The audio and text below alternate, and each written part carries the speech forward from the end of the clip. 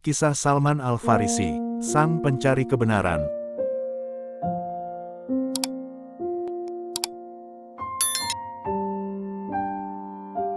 Dari Persia datangnya pahlawan kali ini. Dan dari Persia pula agama Islam nanti dianut oleh orang-orang mukmin yang tidak sedikit jumlahnya.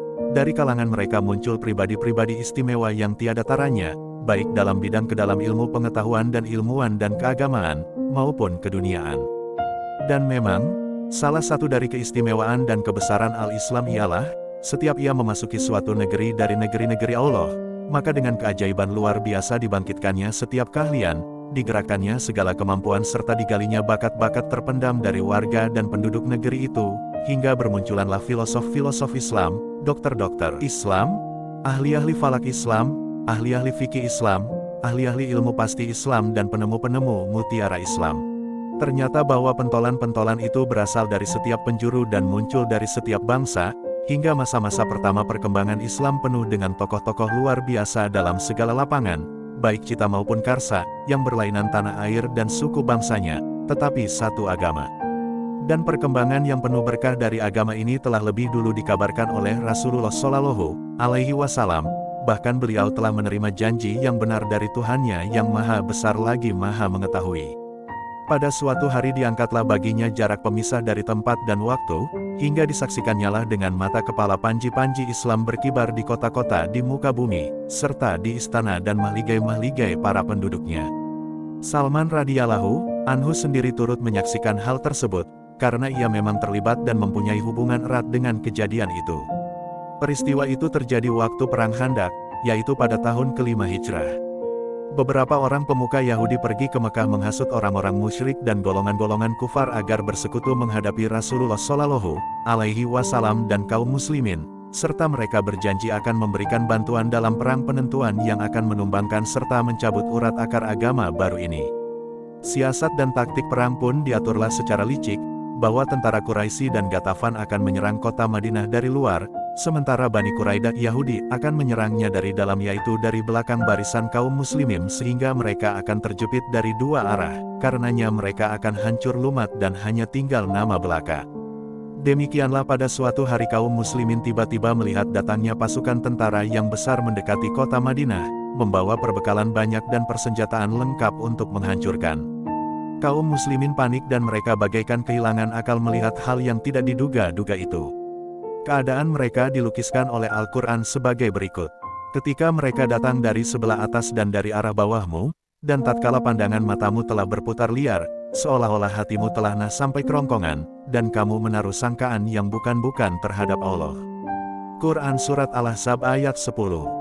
24.000 orang prajurit di bawah pimpinan Abu Sufyan dan Uyainah bin Hisyan menghampiri kota Madinah dengan maksud hendak mengepung dan melepaskan pukulan menentukan yang akan menghabisi Muhammad Shallallahu Alaihi Wasallam, agama serta para sahabatnya. Pasukan tentara ini tidak saja terdiri dari orang-orang Quraisy, tetapi juga dari berbagai kabilah atau suku yang menganggap Islam sebagai lawan yang membahayakan mereka. Dan peristiwa ini merupakan percobaan akhir dan menentukan dari pihak musuh-musuh Islam, baik dari perorangan, maupun dari suku dan golongan. Kaum muslimin menginsafi keadaan mereka yang gawat ini, Rasulullah Shallallahu Alaihi Wasallam pun mengumpulkan para sahabatnya untuk bermusyawarah. Dan tentu saja mereka semua setuju untuk bertahan dan mengangkat senjata, tetapi apa yang harus mereka lakukan untuk bertahan itu? Ketika itulah tampil seorang yang tinggi jangkung dan berambut lebat, seorang yang disayangi dan amat dihormati oleh Rasulullah Shallallahu Alaihi Wasallam. Itulah dia Salman Al-Farisi radhiyallahu anhu. Dari tempat ketinggian ia melayangkan pandang meninjau sekitar Madinah, dan sebagai telah dikenalnya juga didapatinya kota itu dilingkung gunung dan bukit-bukit batu yang tak ubah bagai benteng juga layaknya. Hanya di sana terdapat pula daerah terbuka, luas dan terbentang panjang, hingga dengan mudah akan dapat diserbu musuh untuk memasuki benteng pertahanan. Di negerinya Persia, Salman radhiyallahu anhu telah mempunyai pengalaman luas tentang teknik dan sarana perang, begitupun tentang siasat dan liku-likunya. Maka tampillah ia mengajukan suatu usul kepada Rasulullah Shallallahu Alaihi Wasallam, yaitu suatu rencana yang belum pernah dikenal oleh orang-orang Arab dalam peperangan mereka selama ini.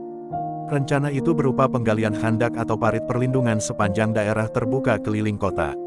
Dan hanya Allah yang lebih mengetahui apa yang akan dialami kaum muslimin dalam peperangan itu, seandainya mereka tidak menggali parit atau usul Salman radhiyallahu anhu tersebut.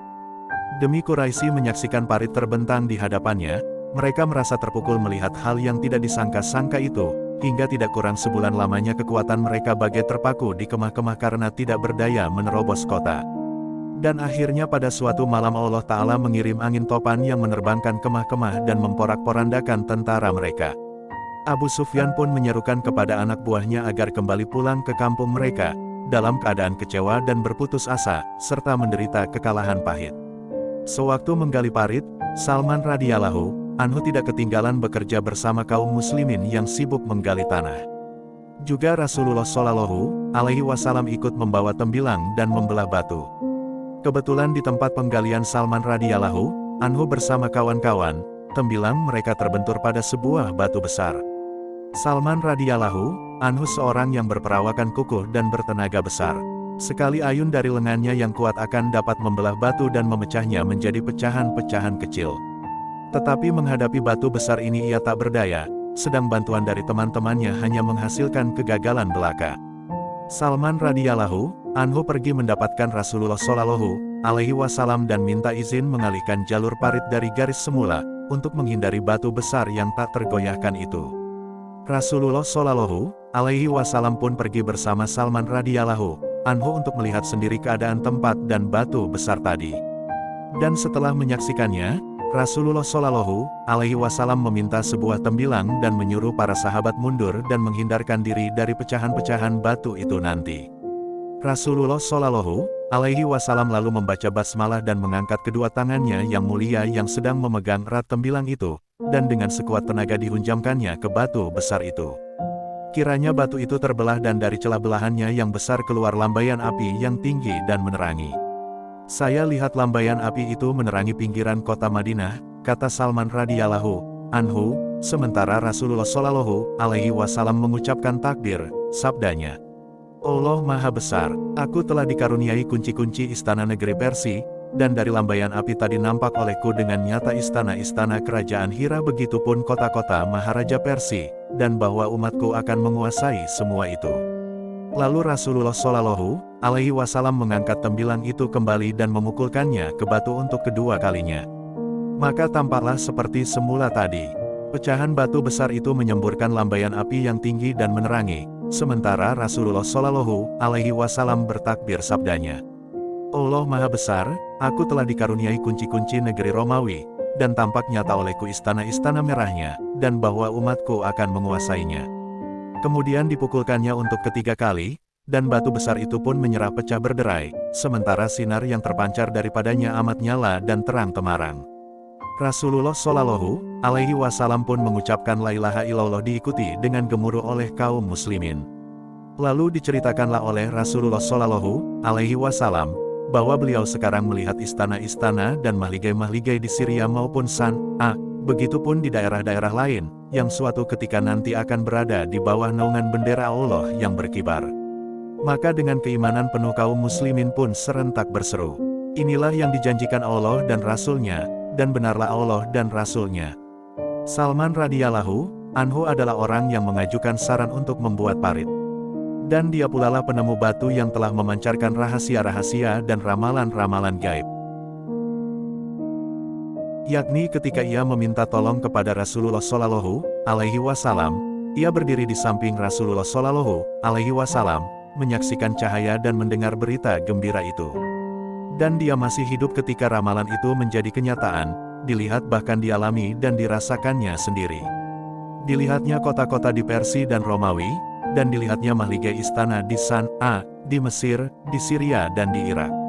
Pendeknya, disaksikan dengan mata kepalanya, bahwa seluruh permukaan bumi seakan berguncang keras, karena seruan mempesona penuh berkah, yang berkumandang dari puncak menara-menara tinggi di setiap pelosok, memancarkan sinar hidayah Allah.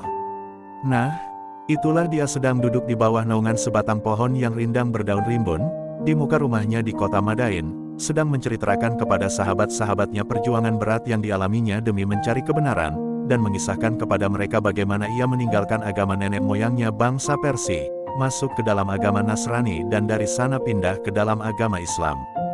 Betapa ia telah meninggalkan kekayaan berlimpah dari orang tuanya, dan menjatuhkan dirinya ke dalam lembah kemiskinan, demi kebebasan pikiran dan jiwanya.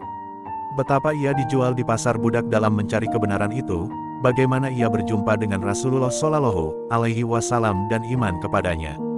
Marilah kita dekati majelisnya yang mulia dan kita dengarkan kisah menakjubkan yang diceritakannya. Aku berasal dari Isfahan, warga suatu desa yang bernama Jayan. Bapakku seorang bupati di daerah itu, dan aku merupakan makhluk Allah yang paling disayanginya.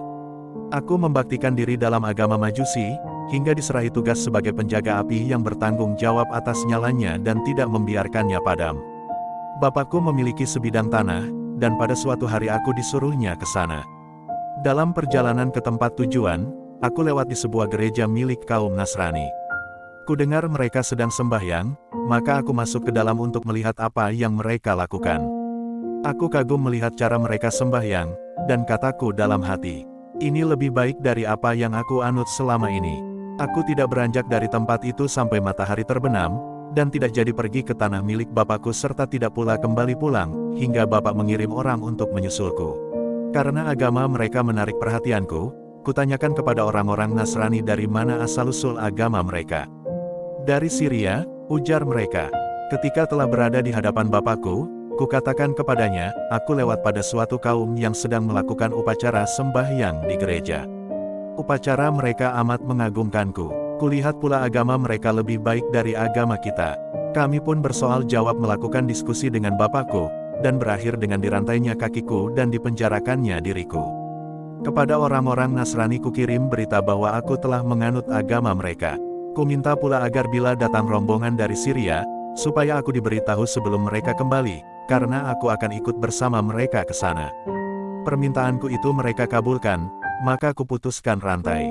Lalu meloloskan diri dari penjara dan menggabungkan diri kepada rombongan itu menuju Syria. Sesampainya di sana kutanyakan seorang ahli dalam agama itu, dijawabnya bahwa ia adalah uskup pemilik gereja.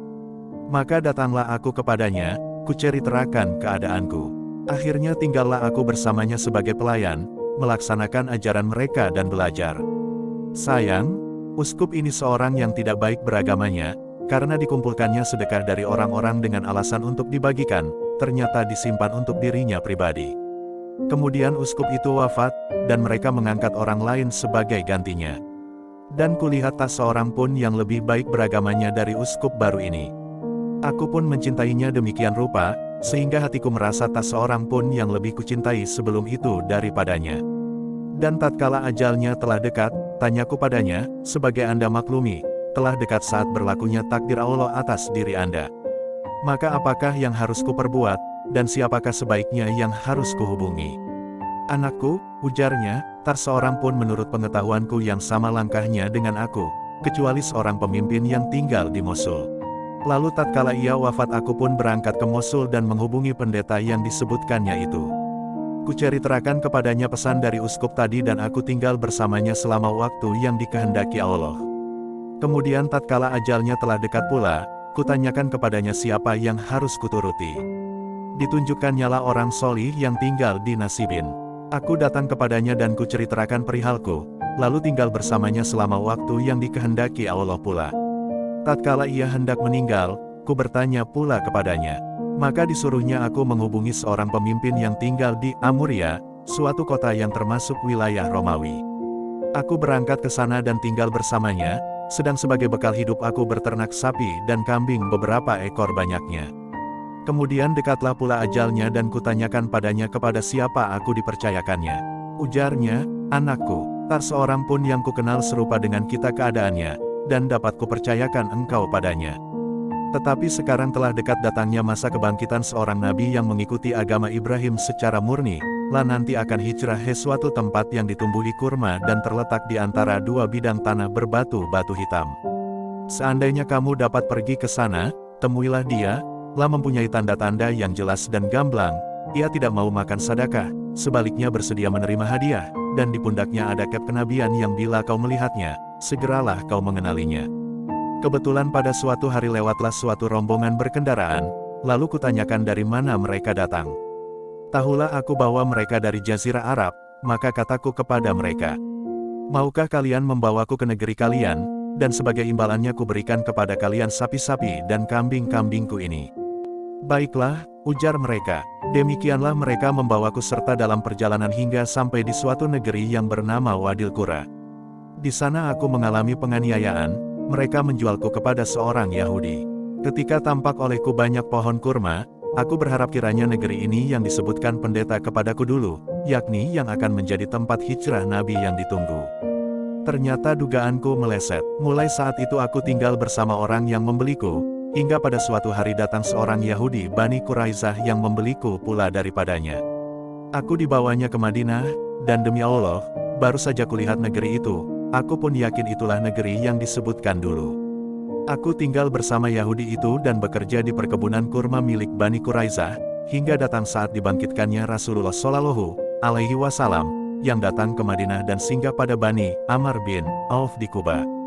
Pada suatu hari, ketika aku berada di puncak pohon kurma sedang majikanku lagi duduk di bawahnya, tiba-tiba datang seorang Yahudi saudara sepupunya yang mengatakan padanya, "Bani Kilah celaka." Mereka berkerumun mengelilingi seorang laki-laki di Kuba, yang datang dari Mekah dan mengaku sebagai Nabi. Demi Allah, baru saja ia mengucapkan kata-kata itu, tubuhku pun bergetar keras hingga pohon kurma itu bagai bergoncang dan hampir saja aku jatuh menimpa majikanku. Aku segera turun dan kataku kepada orang tadi, "Apa kata Anda? Ada berita apakah?" Majikanku mengangkat tangan lalu meninjuku sekuatnya, serta bentaknya, "Apa urusanmu dengan ini? Ayo kembali ke pekerjaanmu." Maka aku pun kembalilah bekerja. Setelah hari petang, kukumpulkan segala yang ada padaku, lalu keluar dan pergi menemui Rasulullah Shallallahu Alaihi Wasallam di Kuba. Aku masuk kepadanya ketika beliau sedang duduk bersama beberapa orang anggota rombongan. Lalu kataku kepadanya, "Tuan-tuan adalah perantau yang sedang dalam kebutuhan. Kebetulan aku mempunyai persediaan makanan yang telah kujanjikan untuk sedekah. Dan setelah mendengar keadaan tuan-tuan, maka menurut hematku, tuan-tuanlah yang lebih layak menerimanya, dan makanan itu kubawa ke sini." Lalu makanan itu kutaruh di hadapannya.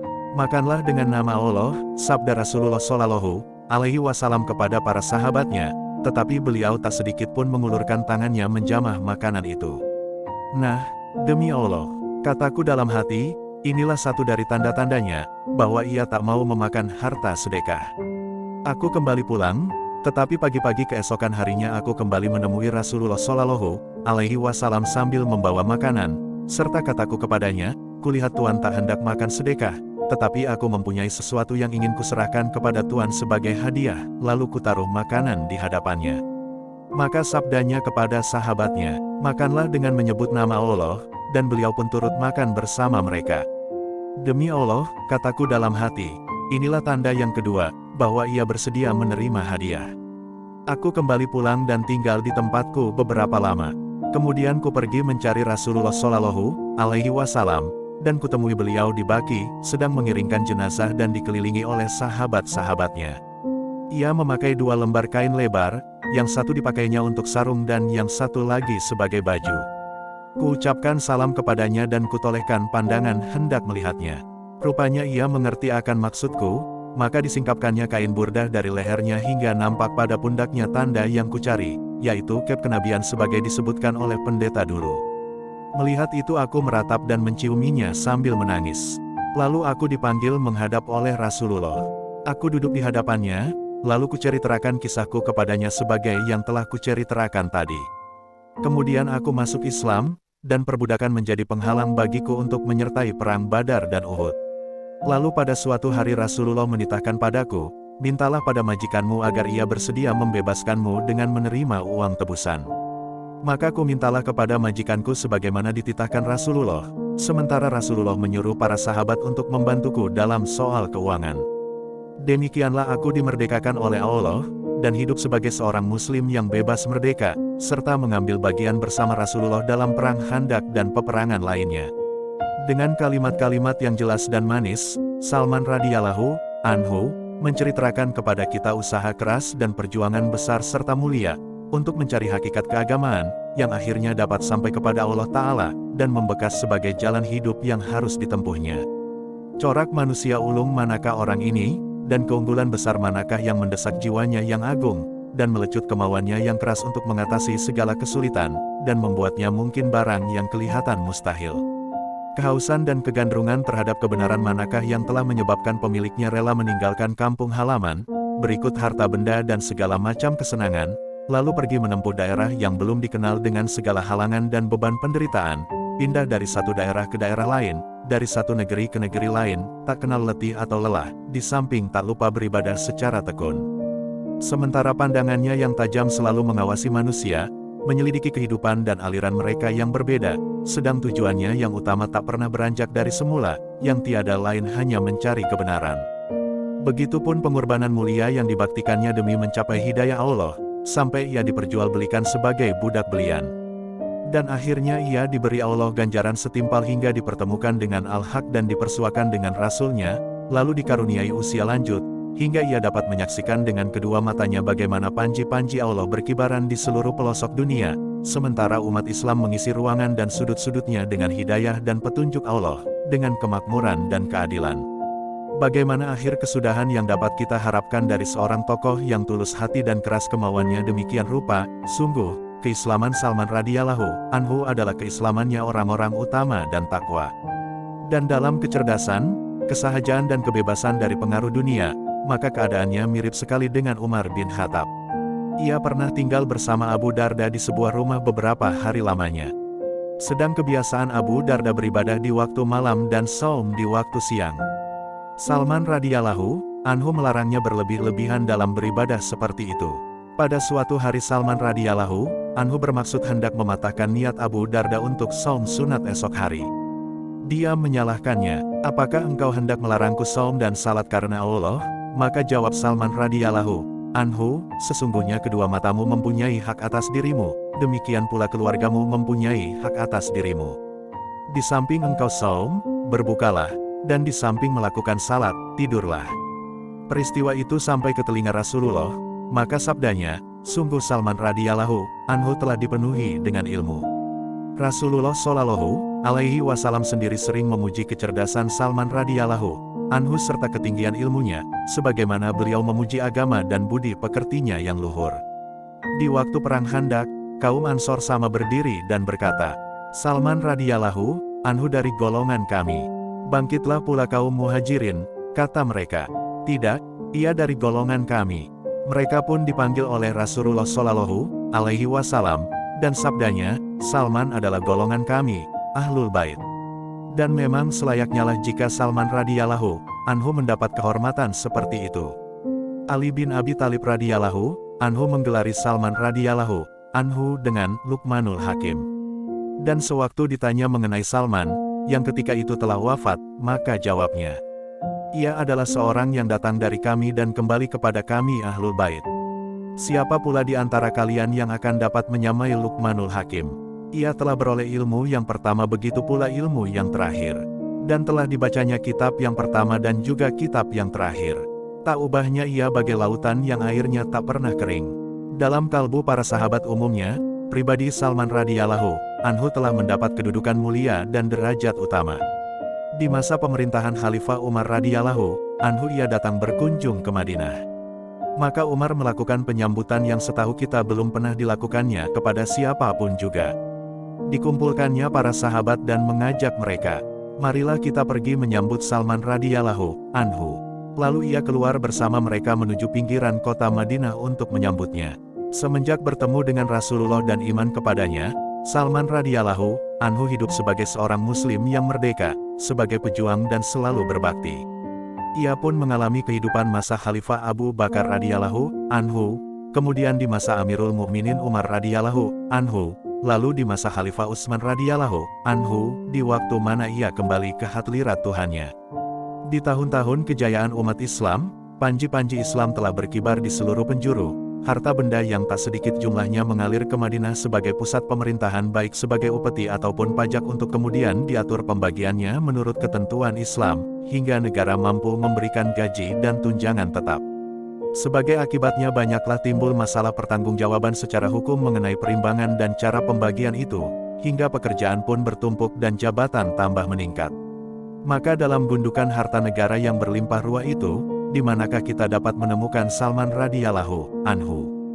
Di manakah kita dapat menjumpainya di saat kekayaan dan kejayaan, kesenangan dan kemakmuran itu? Bukalah mata Anda dengan baik. Tampaklah oleh Anda seorang tua berwibawa duduk di sana di bawah naungan pohon, sedang asyik memanfaatkan sisa waktunya di samping berbakti untuk negara, menganyam dan menjalin daun kurma untuk dijadikan bakul atau keranjang. Nah, itulah dia Salman radhiyallahu anhu, perhatikanlah lagi dengan cermat. Lihatlah kainnya yang pendek, karena amat pendeknya sampai terbuka kedua lututnya. Padahal ia seorang tua yang berwibawa, mampu dan tidak berkekurangan. Tunjangan yang diperolehnya tidak sedikit, antara 4-6 ribu setahun. Tapi semua itu disumbangkannya habis, 1 dirham pun tak diambil untuk dirinya. Katanya, untuk bahannya kubeli daun 1 dirham, lalu kuperbuat dan kujual 3 dirham. Yang 1 dirham kuambil untuk modal, 1 dirham lagi untuk nafkah keluargaku, sedang 1 dirham sisanya untuk sedekah. Seandainya Umar bin Khattab radhiyallahu anhu melarangku berbuat demikian, sekali-kali tiadalah akan kuhentikan. Lalu bagaimana wahai umat Rasulullah, betapa wahai peri kemanusiaan, di mana saja dan kapan saja, ketika mendengar sebagian sahabat dan kehidupannya yang amat bersahaja, seperti Abu Bakar, Umar, Abu Dzar radhiyallahu, Ayyum dan lain-lain, sebagian kita menyangka bahwa itu disebabkan suasana lingkungan padang pasir, di mana seorang Arab hanya dapat menutupi keperluan dirinya secara bersahaja. Tetapi sekarang kita berhadapan dengan seorang putra Persia, suatu negeri yang terkenal dengan kemewahan dan kesenangan serta hidup boros, sedang ia bukan dari golongan miskin atau bawahan, tapi dari golongan berpunya dan kelas tinggi. Kenapa ia sekarang menolak harta, kekayaan dan kesenangan, bertahan dengan kehidupan bersahaja, tiada lebih dari 1 dirham tiap harinya, yang diperoleh dari hasil jeripayahnya sendiri, kenapa ditolaknya pangkat dan tak bersedia menerimanya? Katanya, seandainya kamu masih mampu makan tanah asal tak membawahi 2 orang manusia, maka lakukanlah. Kenapa ia menolak pangkat dan jabatan, kecuali jika mengepalai sepasukan tentara yang pergi menuju medan perang? Atau dalam suasana tiada seorang pun yang mampu memikul tanggung jawab kecuali dia, hingga terpaksa ia melakukannya dengan hati murung dan jiwa merintih? Lalu kenapa ketika memegang jabatan yang mesti dipikulnya, ia tidak mau menerima tunjangan yang diberikan padanya secara halal? Diriwayatkan oleh Hisham bin Hisan dari Hasan, tunjangan Salman radhiyallahu anhu sebanyak 5.000 setahun. Gambaran kesederhanaannya ketika ia berpidato di hadapan 30.000 orang, separuh baju luarnya dijadikan alas duduknya dan separuh lagi menutupi badannya. Jika tunjangan keluar, maka dibagi-bagikannya sampai habis, sedang untuk nafkahnya dari hasil usaha kedua tangannya. Kenapa ia melakukan perbuatan seperti itu dan amat zuhud kepada dunia? Padahal ia seorang putra Persia yang biasa tenggelam dalam kesenangan dan dipengaruhi arus kemajuan. Marilah kita dengar jawaban yang diberikannya ketika berada di atas pembaringan menjelang ajalnya, sewaktu ruhnya yang mulia telah bersiap-siap untuk kembali menemui Tuhannya yang maha tinggi lagi maha pengasih. Sa'ad bin Abi Waqqas datang menjenguknya, lalu Salman radhiyallahu anhu menangis. "Apa yang Anda tangiskan, wahai Abu Abdillah?" tanya Sa'ad. "Padahal Rasulullah Shallallahu alaihi wasallam wafat dalam keadaan ridho kepada Anda." "Demi Allah," ujar Salman radhiyallahu anhu, "daku menangis bukanlah karena takut mati ataupun mengharap kemewahan dunia, hanya Rasulullah telah menyampaikan suatu pesan kepada kita," sabdanya. "Hendaklah bagian masing-masingmu dari kekayaan dunia ini seperti bekal seorang pengendara, padahal harta milikku begini banyaknya." Kata Sa'ad, "Saya perhatikan, tak ada yang tampak di sekelilingku kecuali 1 piring dan sebuah baskom." Lalu kataku padanya, "Wahai Abu Abdillah, berilah kami suatu pesan yang akan kami ingat selalu darimu." Maka ujarnya, "Wahai Sa'ad, ingatlah Allah di kala dukamu, sedang kau derita, dan pada putusanmu jika kamu menghukumi, dan pada saat tanganmu melakukan pembagian." Rupanya inilah yang telah mengisi kalbu Salman radhiyallahu anhu mengenai kekayaan dan kepuasan. Ia telah memenuhinya dengan zuhud terhadap dunia dan segala harta, pangkat dengan pengaruhnya, yaitu pesan Rasulullah Shallallahu alaihi wasallam kepadanya dan kepada semua sahabatnya, agar mereka tidak dikuasai oleh dunia dan tidak mengambil bagian daripadanya, kecuali sekedar bekal seorang pengendara. Salman radhiyallahu anhu telah memenuhi pesan itu sebaik-baiknya, namun air matanya masih jatuh berderai ketika ruhnya telah siap untuk berangkat, khawatir kalau ia telah melampaui batas yang ditetapkan. Tak terdapat di ruangannya kecuali sebuah piring wadah makannya dan sebuah baskom untuk tempat minum dan wudhu, tetapi walau demikian ia menganggap dirinya telah berlaku boros. Nah, Bukankah telah kami ceritakan kepada Anda bahwa ia mirip sekali dengan Umar? Pada hari-hari ia bertugas sebagai amir atau kepala daerah di Madain, keadaannya tak sedikit pun berubah. Sebagai telah kita ketahui, ia menolak untuk menerima gaji sebagai amir, 1 dirham sekalipun. Ia tetap mengambil nafkahnya dari hasil menganyam daun kurma, sedang pakaiannya tidak lebih dari sehelai baju luar, dalam kesederhanaan dan kesahajaannya tak berbeda dengan baju usangnya. Pada suatu hari, ketika sedang berjalan di suatu jalan raya, ia didatangi seorang laki-laki dari Syria yang membawa sepikul buah tin dan kurma. Rupanya beban itu amat berat, hingga melelahkannya. Demi dilihat olehnya seorang laki-laki yang tampak sebagai orang biasa dan dari golongan tak berpunya, terpikirlah hendak menyuruh laki-laki itu membawa buah-buahan dengan diberi imbalan atas jerih payahnya bila telah sampai ke tempat tujuan. Ia memberi isyarat supaya datang kepadanya, dan Salman radhiyallahu anhu menurut dengan patuh. "Tolong bawakan barangku ini," kata orang dari Syria itu. Maka barang itu pun dipikulah oleh Salman radhiyallahu anhu, lalu berdua mereka berjalan bersama-sama. Di tengah perjalanan mereka berpapasan dengan satu rombongan. Salman radhiyallahu anhu memberi salam kepada mereka, yang dijawabnya sambil berhenti. "Juga kepada Amir, kami ucapkan salam." "Juga kepada Amir." "Amir mana yang mereka maksudkan?" tanya orang Syria itu dalam hati. Keheranannya kian bertambah ketika dilihatnya sebagian dari anggota rombongan segera menuju beban yang dipikul oleh Salman radhiyallahu anhu dengan maksud hendak menggantikannya, kata mereka. "Berikanlah kepada kami wahai Amir." Sekarang mengertilah orang Syria itu bahwa kulinya tiada lain Salman al-Farisi radhiyallahu anhu, Amir dari kota Madain. Orang itu pun menjadi gugup, kata-kata penyesalan dan permintaan maaf bagai mengalir dari bibirnya. Ia mendekat hendak menarik beban itu dari tangannya, tetapi Salman radhiyallahu anhu menolak, dan berkata sambil menggelengkan kepala, "Tidak, sebelum kuantarkan sampai ke rumahmu." Suatu ketika Salman radhiyallahu anhu pernah ditanyai orang, "Apa sebabnya Anda tidak menyukai jabatan sebagai amir?" Jawabnya, "Karena manis waktu memegangnya tapi pahit waktu melepaskannya." Pada waktu yang lain, seorang sahabat memasuki rumah Salman radhiyallahu anhu, didapatinya ia sedang duduk menggodok tepung, maka tanya sahabat itu, "Kemana pelayan Anda?" Ujarnya, "Saya suruh untuk suatu keperluan, maka saya tak ingin ia harus melakukan 2 pekerjaan sekaligus." Apa sebenarnya yang kita sebut rumah itu?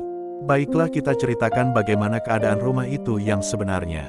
Ketika hendak mendirikan bangunan yang berlebihan disebut sebagai rumah itu, Salman radhiyallahu anhu bertanya kepada tukangnya, "Bagaimana corak rumah yang hendak Anda dirikan?"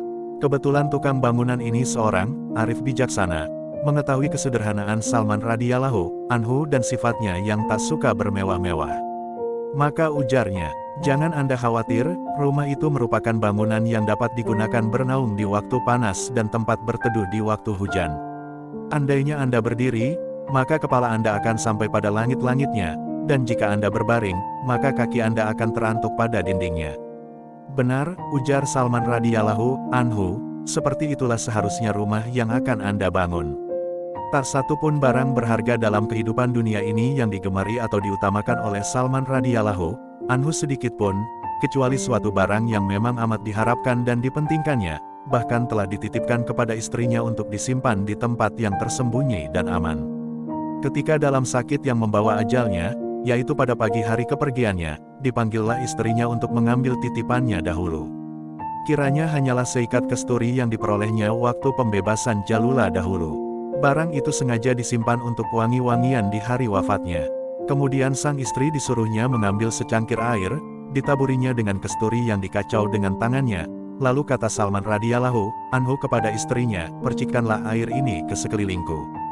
Sekarang telah hadir di hadapanku makhluk Allah, yang tiada dapat makan, hanyalah gemar wangi-wangian." Setelah selesai, ia berkata kepada istrinya, "Tutupkanlah pintu dan turunlah." Perintah itu pun diturut oleh istrinya. Dan tak lama antaranya istrinya kembali masuk, didapatinya ruh yang beroleh berkah telah meninggalkan dunia dan berpisah dari jasadnya.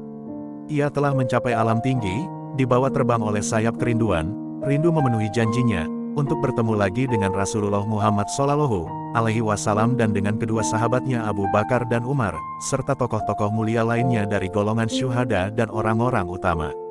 Salman radhiyallahu anhu Lamalah sudah terobati hati rindunya terasa puas, hapus haus hilang dahaga. Semoga ridho dan rahmat Allah menyertainya.